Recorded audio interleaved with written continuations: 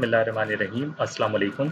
इस वीडियो में हम पोजीशन की मदद से डिस्टेंस या फासले को कैलकुलेट करेंगे और उसका फार्मूला ड्राइव करेंगे। तो इसीलिए हमने पिछली वीडियो में पहले पोजीशन को पढ़ा है ताकि हम उसको इस्तेमाल करते हुए डिस्टेंस का फार्मूला ड्राइव कर सकें। तो पोजीशन के हवाले से मैं एक छोटी सी चीज़ डिस्कस करना चाहता हूँ कि मान लें ये एक कार की पोजीशन है। अभी हमने नंबर लाइन नहीं बनाई है, मुझे नंबर लाइन बनानी है। तो मेरे जहन में एक सवाल आता है कि जीरो कहाँ बनाना है। जीरो से मकसद, जीरो को हम ओरिजिन भी कहते हैं। ओरिजिन कहाँ सेट करना है हमें? क्या कार की जो पोजीशन है हमारे लिए लाजमी है कि हम वहीं पे जीरो सेट करें या हम जीरो कहीं भी सेट कर सकते हैं? तो आंसर ये है कि हम जीरो कहीं भी सेट कर सकते हैं। इससे हमारे किसी भी पैरामीटर पे कोई फर्क नहीं पड़ेगा, ना डिस्टेंस पे, ना डिस्प्लेसमेंट, वेलोसिटी, एक्सेलरेशन, ये सब वैसे के वैसे ही रहेंगे। हाँ, पोजीशन जरूर चेंज हो जाएगी। तो हम जीरो कहीं भी बना सकते हैं। मिसाल के तौर पे इस केस में कार की पोजीशन अभी 2 है और मैंने मान लिया कि मैं जीरो पोजीशन पे खड़ा था, तो मैंने ओरिजिन अपने पास सेट किया है और मुझसे 2 स्टेप दूर कार मौजूद है। अगर हम चाहते तो इसी कार की पोजीशन को भी जीरो सेट कर सकते थे, तब भी कोई फर्क नहीं पड़ता।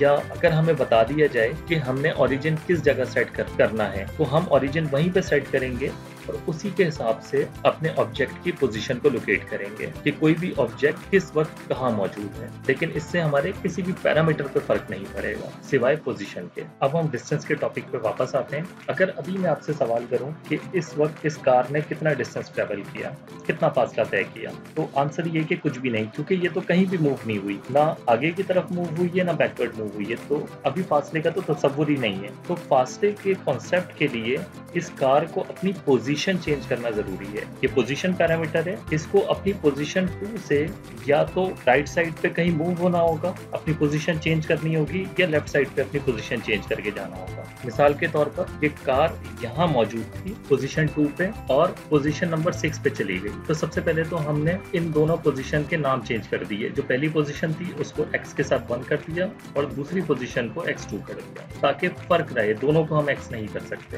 तो x1 मुझे बता रहा है ये पहली पोजीशन है, x2 मुझे बता रहा है ये दूसरी पोजीशन है, यानी पहले कार यहाँ मौजूद थी, यहाँ चली गई। अब अगर हम सवाल करें कि इस कार ने कितना फासला तय किया, तो आपका आंसर होगा 4, क्योंकि 6 - 2 आप करेंगे तो 4 आंसर आ जाएगा। बिल्कुल इसी तरह निकालना है, यानी आपने जहन में क्या किया, second position minus first position, तो ये हमारे पास डिस्टेंस आ जाएगा। इसको लिखेंगे किस तरह से, चेंज इन पोजीशन को, यानी कि पोजीशन में तब्दीली को हम किस तरह लिखते हैं, इस डेल्टा के सिंबल से। ये आपको डेल्टा, ये जो आपको सिंबल नजर आ रहा है, ये डेल्टा का सिंबल है और इसका मतलब होता है चेंज, तब्दीली। किस चीज में तब्दीली? x, यानी पोजीशन में तब्दीली। तो हमने किया क्या था जहन में, x2 - x1, दूसरी पोजीशन में से माइनस की थी पहली पोजीशन, तो उसी को हमने फॉर्मूला बना के लिख दिया। ये जो आपको 2 बार नजर आ रहे हैं साइड में, ये एब्सोल्यूट का निशान है। इसका क्या मकसद है ये अभी हम थोड़ी देर में देखते हैं। तो अगर हम x2 - x1 करेंगे तो 6 - 2 4 आ जाएगा। अगर ये 6 के बजाय 7 पे जाती है तो 7 - 2 5 हो जाता। इसी तरह अगर कार 2 के बजाय पोजीशन 1 से स्टार्ट होती, पहली पोजीशन 1 होती, तो डिस्टेंस 7 - 1 6 आ जाता। अब मैं मजीद कुछ 2 पॉइंट्स बनाता हूँ। ये 2 पॉइंट्स मैंने बनाए। नीचे वाले 2 पॉइंट्स और ऊपर वाले 2 पॉइंट्स में क्या फर्क है, जबकि दोनों एक ही पोजीशन पे मौजूद हैं। फर्क ये है कि इस केस में कार की पहली पोजीशन ये है और ये यहाँ से ट्रेवल करके पोजीशन 7 तक गई है। ऊपर वाले केस में ये पोजीशन 7 पहली है, यानी कार यहाँ मौजूद है और यहाँ से ट्रेवल करके पोजीशन 1 पे गई है। तो डिस्टेंस क्या होगा, इसको पहले हम सेंटर कर लेते हैं ताकि आसानी से देख सकें। सेम फॉर्मूला होगा x2 - x1, final position minus initial position. इस केस में फाइनल पोजीशन 1 है और इनिशियल पोजीशन 7 है, तो 1 - 7 क्या आ जाएगा, -6। जबकि हम जानते हैं कि डिस्टेंस कभी भी माइनस में नहीं होता। मिसाल के तौर पे अगर मैं आपसे सवाल करूं कि कराची से हैदराबाद तक का कितना फासला है, तो आप बताएंगे 150 किलोमीटर। अगर मैं पूछूं हैदराबाद से कराची तक का कितना फासला है, जैसे यहाँ हमने रिवर्स कर दी पोजीशन, तो भी आप 150 किलोमीटर ही बताएंगे, -150 किलोमीटर नहीं बताएंगे। तो फासला हमेशा पॉजिटिव होता है, ये हम जानते हैं कि फासला हमने पॉजिटिव ही रखना है। तो इसीलिए हमने ये वर्टिकल बार बनाए हैं जिसको हम एब्सोल्यूट कहते हैं। इसका मकसद ये होता है कि कोई भी क्वांटिटी अगर वो हमेशा प्लस में ही रहती है, जैसे एक और केस में है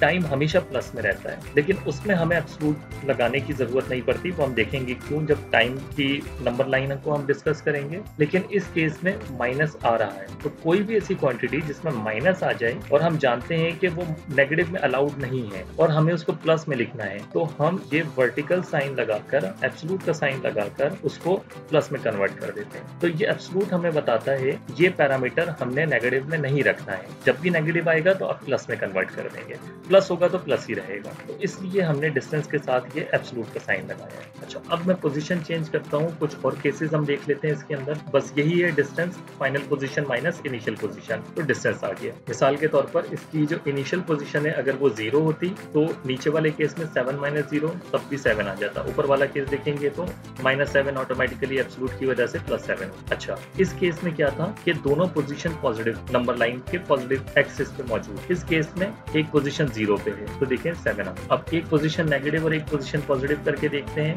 कि कितना डिस्टेंस कवर किया है। तो 7 - 1, तो देखें 7 x2 की जगह पे आ जाएगा और x1 की जगह पे -1 आ जाएगा, क्योंकि x1 अब -1 है और ये माइनस बीच में फॉर्मूले का है, तो ये हो जाएगा 7 माइनस प्लस का 1 और ये 8 आ जाएगा। तो आप देख लेंगे 8 स्टेप ही है, 7 स्टेप ये हैं 0 से लेके 7 तक और 1 स्टेप ही आ गया 8 स्टेप। तो आंसर ठीक आ रहा है हमारे पास, तो कोई फर्क नहीं पड़ा कि पोजीशन का एक पार्ट जो है वो हमारा नेगेटिव में हो और दूसरा पार्ट पॉजिटिव। इसी तरह अगर दोनों नेगेटिव हो जाए तो भी क्या हमारे पास आंसर ठीक आता है। तो चलिए चेक कर लेते हैं, final position minus initial position. इसी तरह आप ऊपर वाला केस भी चेक कर सकते हैं, इसको भी देख सकते हैं। तो आप कॉपी पे लिख के देख सकते हैं कि हमने फाइनल माइनस इनिशियल करना है। x2 की जगह -1 आ जाएगा, x1 की जगह -4 आ जाएगा, तो ये माइनस साइन इस -4 को प्लस कर देगा तो ये +4 हो जाएगा और +4 - 1 +3 आ जाएगा। इसी तरह यहाँ पे ये -3 आ जाएगा। जब हम इसको रिवर्स करके लिखेंगे तो एब्सोल्यूट साइन लगा के इसका माइनस खत्म कर देंगे। तो कोई फर्क नहीं पड़ता, हमारे पास डिस्टेंस बिल्कुल ठीक आ रहा है।